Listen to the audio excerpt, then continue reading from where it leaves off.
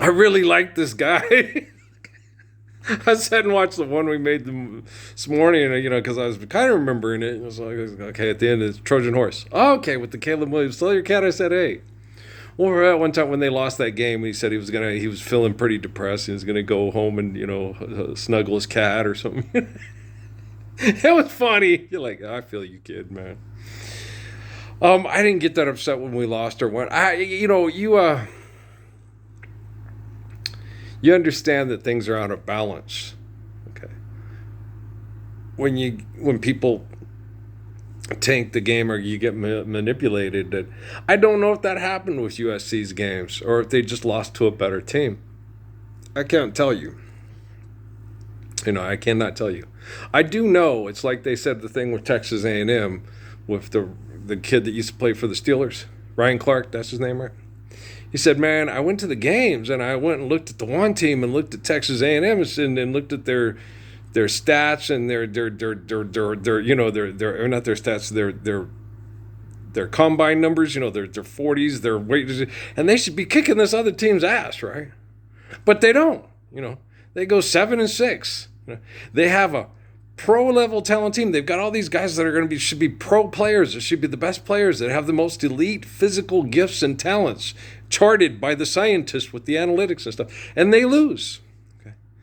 Most likely is it because of marketing and betting and manipulation on the house, or is it because they're not a cohesive unit because it's all about me being a star in the NFL instead of us being a good team at Coastal Carolina, proving we can work together as a team and win? Or at App State, right? You know what I'm saying? How did App State go in and beat Texas A&M? They were playing as a team. You remember old William Walton with the Trailblazers against Dr. J, Jelly Bean Bryant, George McGinnis, World Be Free, Daryl Dawkins. They had this list of these better physically gifted athletes. Okay, but Trailblazers had Maurice Lucas, who was good, Johnny Davis, who was probably quicker than anybody on Philadelphia's roster, because I don't think Philadelphia had Henry Bibby. They didn't have Maurice Cheeks. Okay, Cheeks was quick. Oh yeah, he's very quick. He's one of my favorite basketball players. He used to destroy my Aggies here at the end, and I liked him. Okay, he'd come and destroy my Aggies. Okay, Goliath Yeggins, I remember him. He was his teammate. But Maurice Cheeks, that's all I heard all night at the Pan Am Center. Maurice Cheeks. Cheeks is killing us, right? He beat us every time. Same with Michael Cooper. Michael Cooper. Michael Cooper. Michael Cooper. Cooper's killing us, right? Somebody stop Cooper. No, I couldn't. He was quicker than me. He was quicker, and he was just a tad bit more athletic. Okay? Nody was a good ball player, but Michael Cooper was better. Okay? Greg Webb and Danny Lopez, they were good ball players, but Maurice Cheeks was better. Okay? He was a better ball player, right? So, but you live in the Lord's Prayer, you had fun.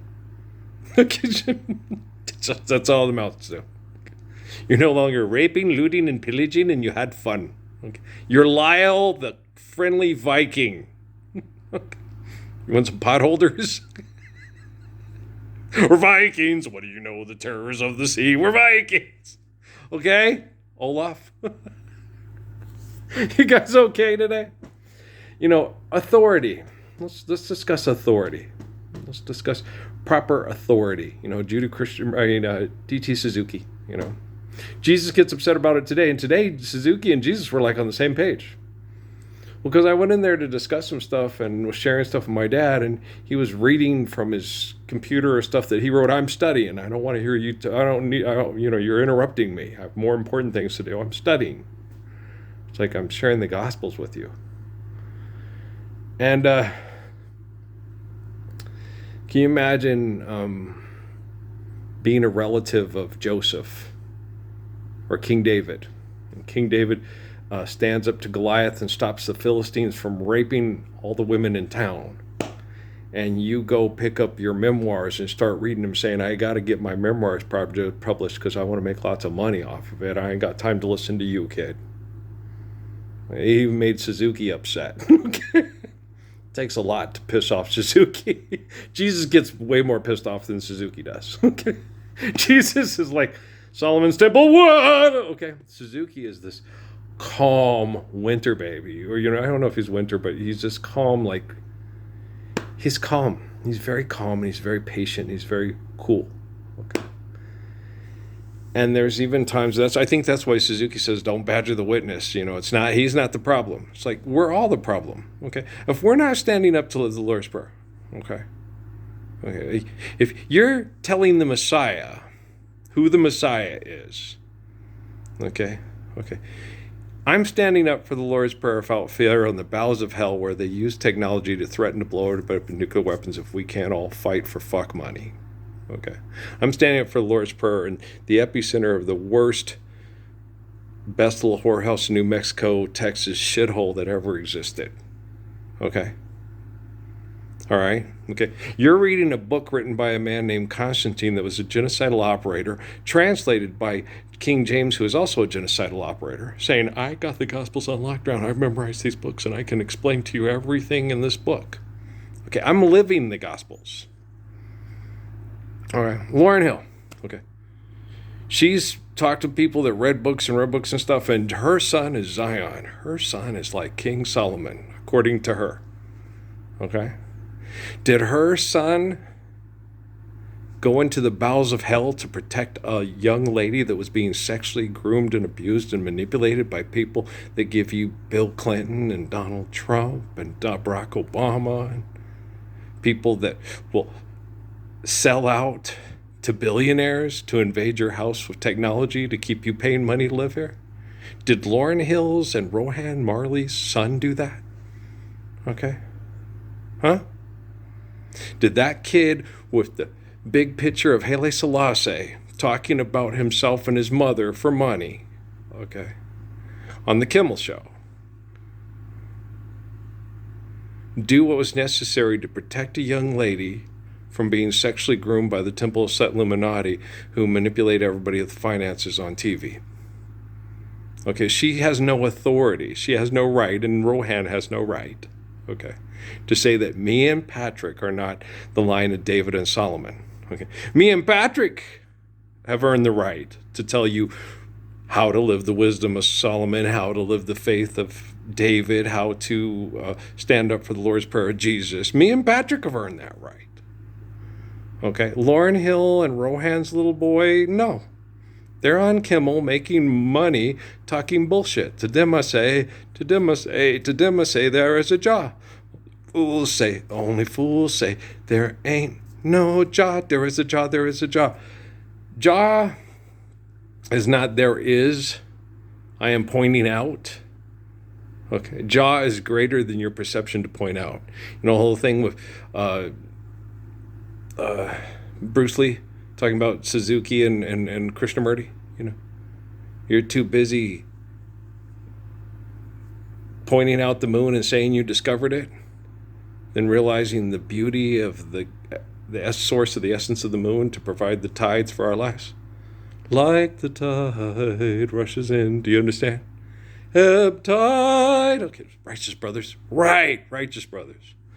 Okay, so all sides in this conflict of your egos are guilty of not recognizing the Messiah, not recognizing the spirit of David, not recognizing the spirit of Solomon, okay, not honoring the beauty of the little Astorian little acts of faith and help through naivete of little Miss Ray Ray.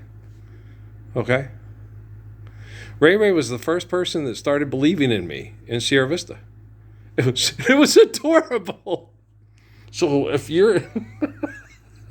Are you going to get to meet Will Smith? But can Andrew Womack take us to Disneyland?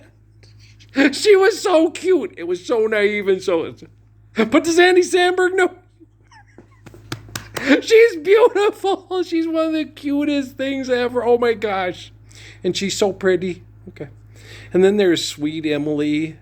And there's protecting sweet, Buggy, back there, you know, Obama's people have the surveillance, you know. Are you mad at me like Emily is because you think I made Crumb and your mommy go away? 3 years old. No. Mom and Crumb are dead. Okay? Oh no, Katie, they're not dead. She was so strong.